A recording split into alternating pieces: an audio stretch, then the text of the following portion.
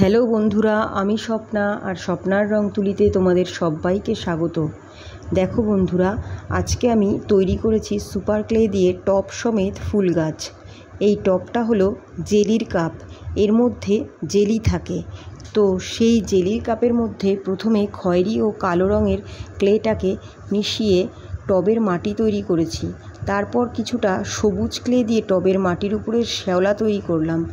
তারপর 5টা কাঠি নিয়ে তাতে সবুজ রঙের ক্লে লাগিয়ে গাছের কাণ্ড তৈরি করে তাতে কিছু পাতা তৈরি করলাম।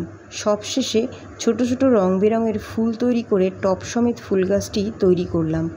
তো বন্ধুরা, তোমাদের যদি ক্লে দিয়ে তৈরি ফুল গাছটি ভালো লাগে তাহলে প্লিজ লাইক, কমেন্ট ও শেয়ার করো। আর যদি ভিডিওটা ইউটিউব থেকে দেখো তাহলে প্লিজ চ্যানেলটিকে সাবস্ক্রাইব করো। আর যদি ফেসবুক থেকে দেখো তাহলে প্লিজ পেজটিকে ফলো করো। আজ এই পর্যন্ত, দেখা হবে অন্য ভিডিওতে।